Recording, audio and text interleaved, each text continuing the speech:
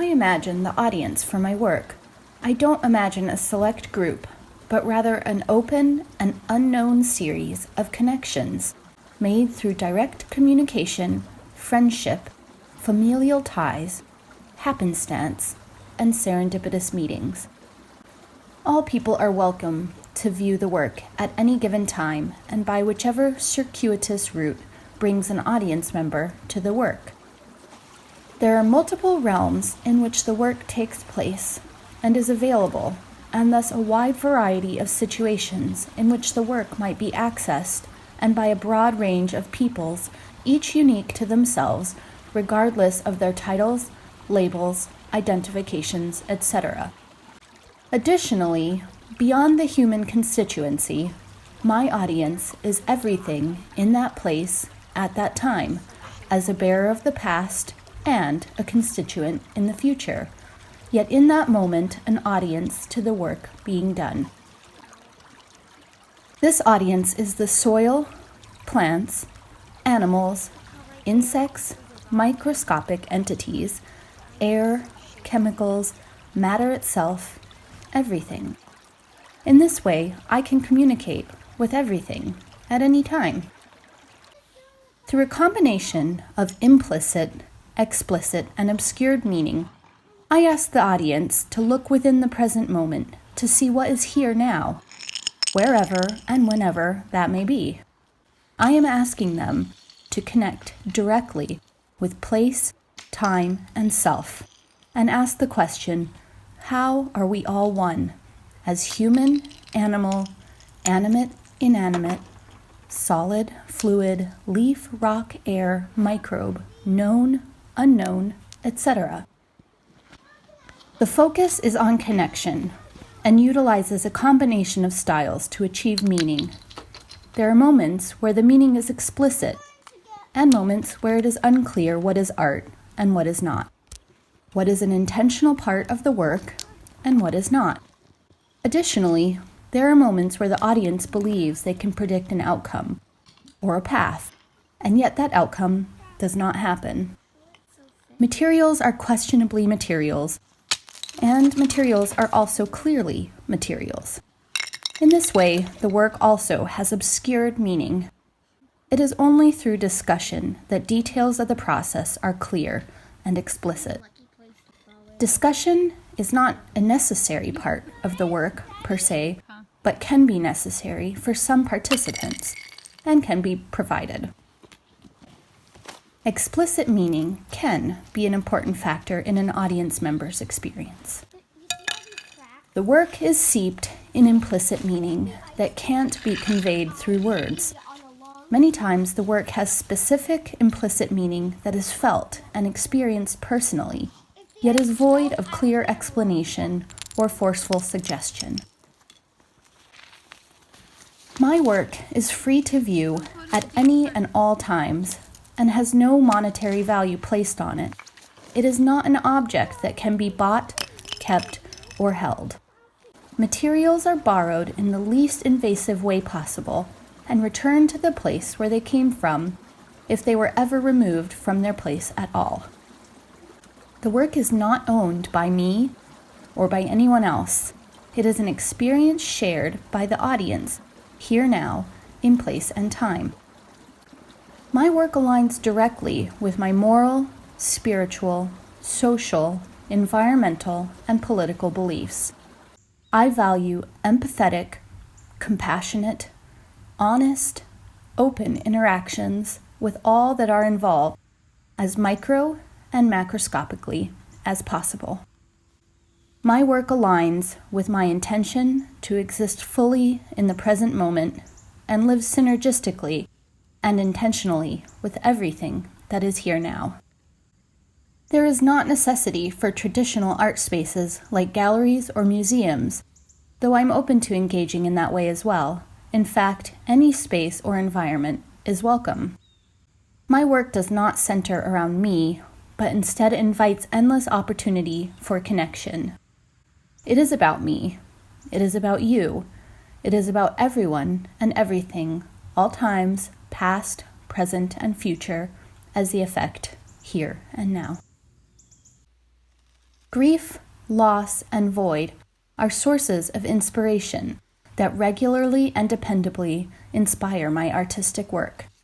If I look back at the work that I have been creating for the past 18 years, it is clear that my work stems from an internal location rooted in grief.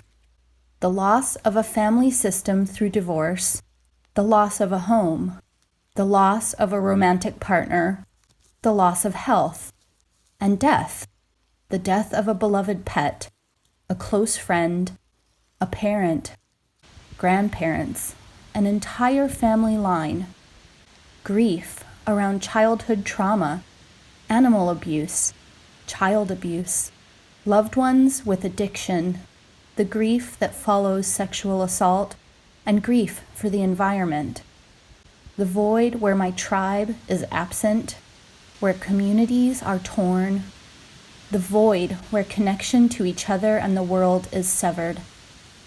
Grief propels my work above all else.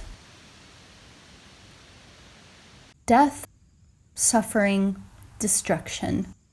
These are events in the world that fuel the grief and thus go hand in hand with inspiration. External events create internal grief and propel the work.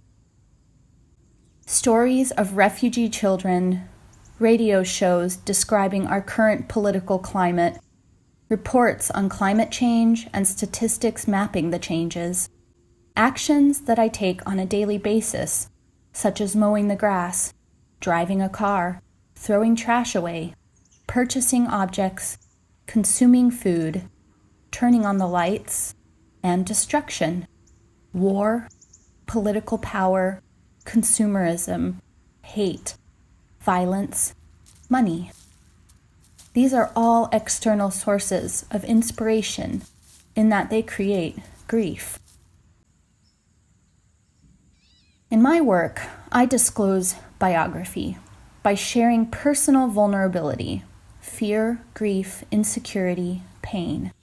And when discussing the work itself, I speak directly about my life story in relation to the process of creating that work. By making work that aligns with my beliefs and lifestyle, I am creating an identity for myself through the art-making process. For example, my identity as an ecocentric gets created as I make work that aligns with my beliefs around the environment and around lifestyle choices. My art practice simultaneously creates and emboldens this identity. My work also transcends biography by addressing, accepting, and/or rejecting my identity as a woman, mother, wife, white, American, human, contemporary, etc.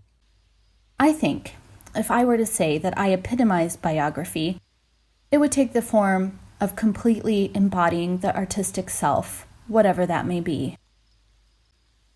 Using my above example of an ecocentric, I would say that living by the standards I believe in and making art by these standards means that I would be doing ecocentrism to an extreme. In this way, one might say that I am epitomizing biography. I have a project that I've been working on in which I build a loom by hand and create weavings from natural materials, mindfully gathered from an area where intervention was necessary for human-environment cohabitation.